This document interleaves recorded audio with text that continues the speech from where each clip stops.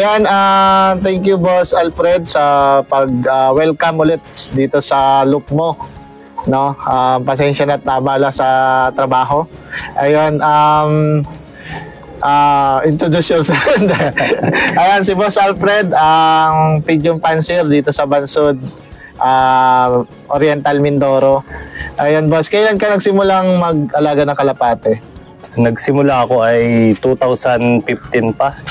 Kaso patigil-tigil lang kasi nag-aaral nga. Tapos pagka-graduate ko, nawawala.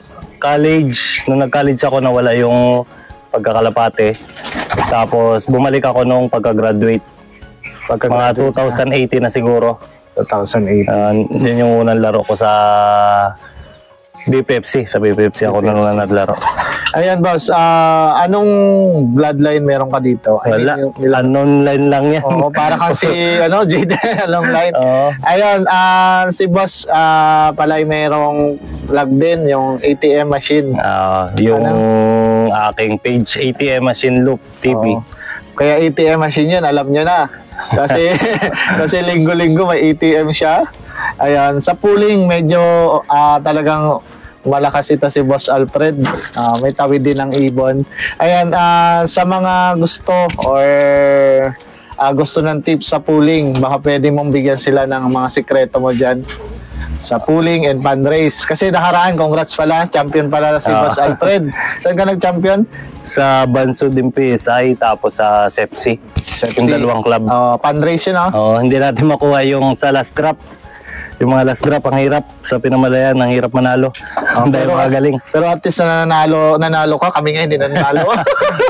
Ayun, congrats ulit sa champion siya sa fundraise ngayon, nakaraan.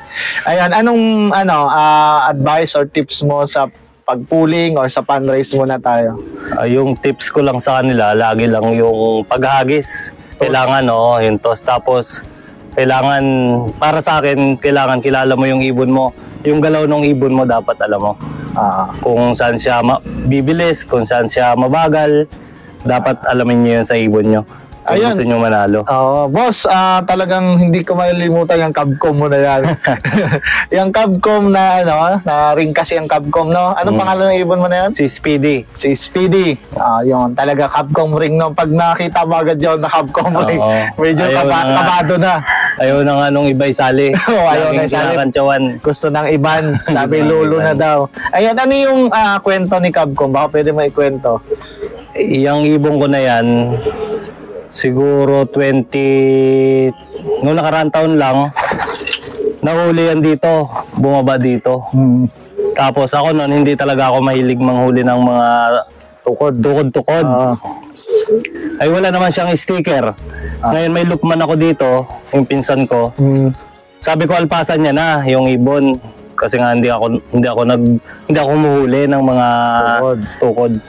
Di nalpasan niya mga 1 linggo, nakita ko nandiyan na sa loob. Ay may widowwood ako dyan, yun nandun sa kabila. Kita ko nandun, ang tapang ng ibon, nagbabara ko. Saktong yung loop niya na yun na yung loop dyan. Walang laman, di nilagay ko na siya doon. Tapos pinatraining ko na kagad siya, mga 1 linggo, pinatraining ko na.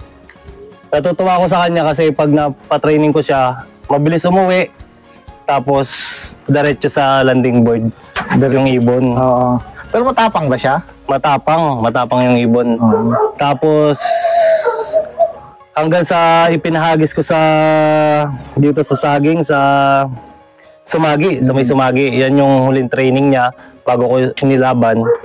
Pinahagis ko siya doon, umuulan. Umuwi pa rin siya kahit umuulan, ilang linggo pa lang sa akin. Na parang napamahal sa ibon no?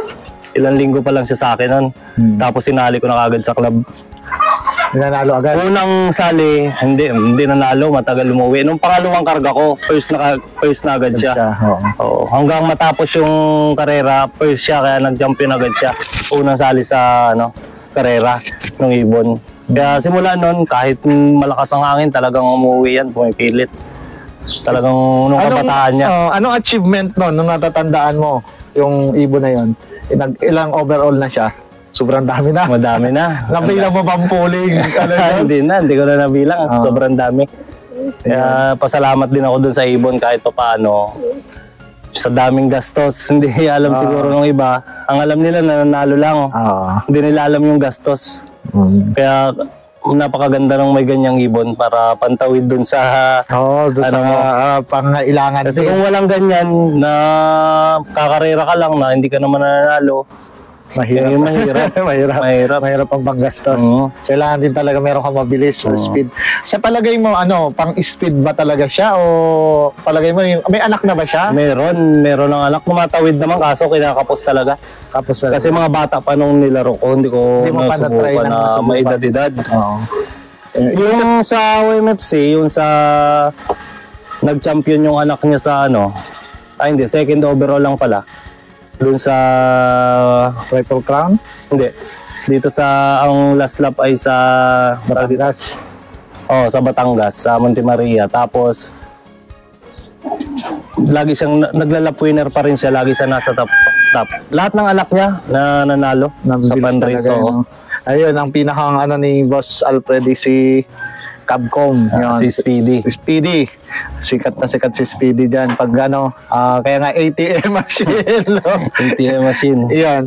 Sa derby naman, boss, anong mapapayo mo o anong sistema mo ngayon sa derby? Nakailang derby ka na ga? Madami na akong sinalihang derby, kaya lang wala akong may papayo sa kanilang kasi hindi ako nakakapagpatapos ng karera. Kasi laging nagkakasakit. Minsan, isa na lang ibong ko, dalawa. Nahihirapan akong magpauwi. Sa ganun kasi hindi mo na alam kung baka mamaya may sakit na yung ibon mo. Hindi natin alam yung nangyayari sa ibon. Hindi katulad pag madami kang pagpipilian. Dati ilan ba nilalaro mo? Pa isa-isa lang, dalawa. Tapos mamaya magkakasakit kaya hindi na tapos yung karera. Ayun, ngayon ilan yung alaro mo? Baka madaming palipad sa akin si Boss Wilbert. Kasi na-interview na natin si Boss Wilbert, newbie yun, pero talagang malalaman niya ngayon sa South, marami siyang panlaro. Ayan, ilan ang panlaro niyo ngayon? Sa akin ay siguro nasa 10 pa mahigit yung panlaro ko. MSB. May line ba doon sa Speedy mo?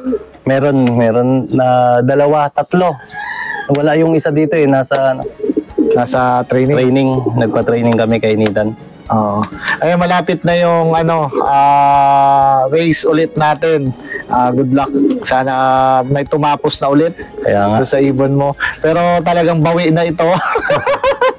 Kasi sa land pa lang is talagang mahakot siya. Doon sa sa land nga o sa pan race, ano yung usual na gamot na binibigay mo? Wala din. Dati mahilig ako maggamot. Isang tips pa sa dati mahilig ako maggamot ng ibon, sari-sari. Ngayon wala kasi malapit lang naman napapag-aralan din na kahit pala walang gamot, kayang umuwi ng ibon. Wala talaga akong binibigay ng ibon. Na gamot. Yung pala, yung electrolytes lang. Pag-uwi lang. Ayun, sa trapping naman, kasi nga, siyempre, pabilisan ng ibon. Sa unang bagsak tayo kung sa naman unang bagsak sa amin, sa inyo, unang bagsak. Ano yung sa trapping na ginagawa mo sa trapping? Tiyagaan lang sa trappings. Kailangan maturuan mo yung ibon mo talaga. Lalo pa ganyan ang labanan, yung malapit lang. Kailangan focus ka dun sa araw-araw, gagalitin mo yung ibon mo. Umari kahit kamay, matapang siya. Pati nasa lahi na din ng ibon talaga, na mabilis na matapang pa. Ibig sabihin, kung si Speedy talagang yung mga anak niya nanalo kasi dahil ganon, medyo matapang. Ayan, kasi yung loop ni Speedy nandun, naka-single loop siya. Mabilis talaga yung lahi niya. Kung mapapanood nyo, ilalagay namin sa clip yung pahingi ako nung niya. May video ka naman na meron. Kasi talagang bumubulusok. Kinakati. Iba na nga ngayon, dati nung bata-bata pa siya talagang kahit nandito sa gitna, pag nakita yung pangati, na bulusok pa baba. Ngayon hindi na, naikot na siya. Kasi may edad na Mga ilang taon na si Speedy? 20 yan Di, mga 5 na siguro yan, 4. Ganun. Ano yung pangati nga pala, yung may ibon ka rin, no? May ibon. Paano yun? Ano nun? Ilalabas mo yung ibon. Dahat puti? Dahat puti. Kapit-kapit mo lang siya. Tapos, pag nandyan na, nakita mo nandyan, kasi galit sa puti yun. Bababa na yan, lalo pag habol siya sa asawa. Parang pansin ko, open loop ring siya, no? Talaga nagaganyan lang siya? Hindi, yan ay ngayon. Pinaliguan mo lang? Oo, kaya pero hindi ako naglalabas ng ibon. Madalang. Madalang. Pag ganyan lang, pag maghahakot sila ng Ayun, ano yung adjustment mo ngayon, Boss Alfred, sa derby ngayon? Bukod sa laging training, anong adjustment mo na gagawin ngayon? Sa gamot, wala naman, bago pa Sa rin? gamot, ganun pa rin yung iisipin pa rin kung ano, invento pa rin. Kung Oo, experiment experiment pa rin sa gamot. Sa newbie, di ba, pag mga newbie, parang pag natatalo agad, katulad sa'yo, sabi mo nga, yung sa tawiran ka nahirapan, ano yung advice mo sa kanila? Advice ko sa kanila, wag sila kaagad sumuko. Kasi ako 2015, naglalaro na rin ako.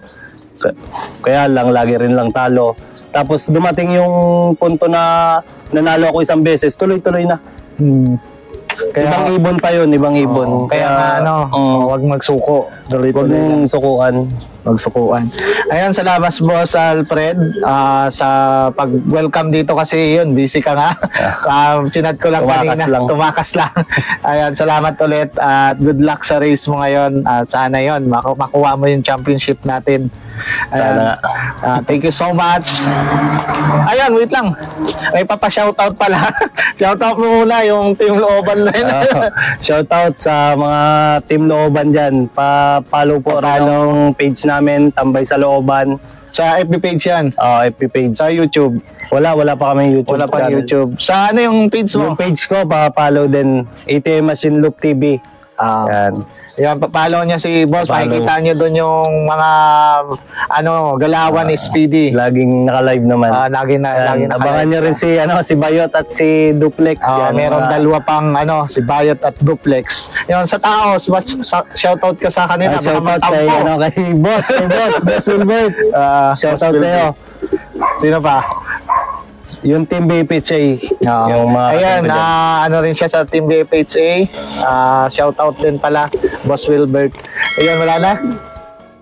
Ayan, thank you so much.